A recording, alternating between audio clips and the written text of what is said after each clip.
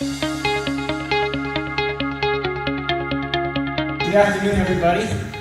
Boy, you should see the look on your face. Welcome to the greatest place on Earth. It's called Antarctica. It's the highest, driest, coldest, windiest, most remote, and inhospitable continent on Earth. In January of 2005, I made a decision that changed my life in ways I never expected. Signed up to run a marathon, 26.2 miles. Of course, the caveat to this was that this marathon was taking place on an ice shelf 600 miles from the South Pole.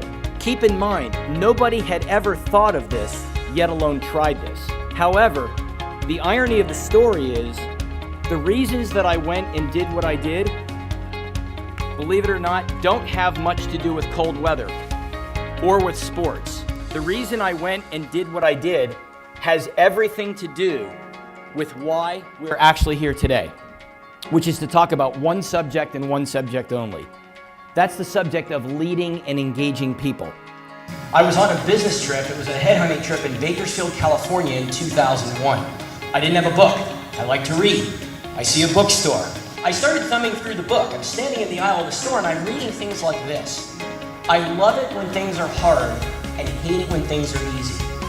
My instant thought, without even processing the information, was I want to work for somebody like this. The book is called Shackleton's Way.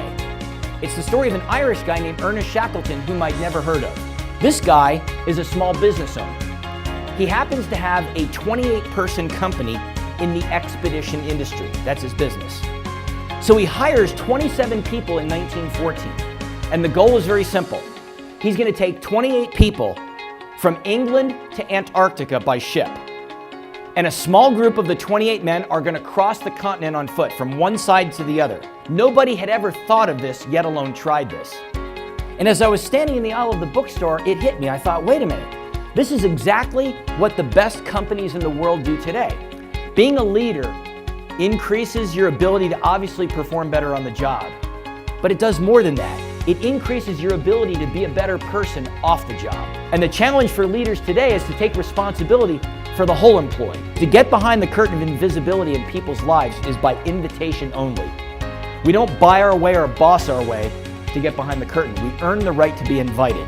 How can people be better conditioned to become better leaders? Because just like you'd never go to Antarctica or climb mountains without being conditioned, it's the same exact principle that applies to the world of people making better decisions and being more effective leaders. Thank you for having me.